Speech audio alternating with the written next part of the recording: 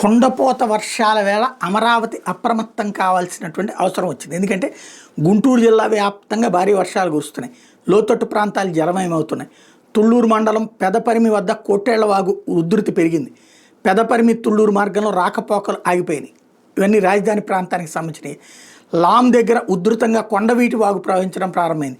గుంటూరు తాడికొండ మధ్య రాకపోకలకు అంతరాయం కలిగింది. దుగ్గిరాల, తెనాలి, కొల్లిపర మండలాల పరిధిలో పొలాల్లోకి నీళ్లు చేరిపోవడం ప్రారంభమైపోయింది.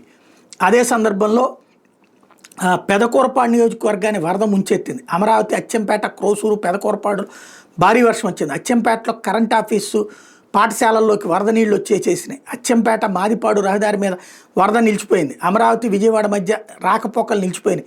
పెదకూరపాడు కాలచక్ర రోడ్డు మీద భారీగా వరద ప్రవాహం ఉంది.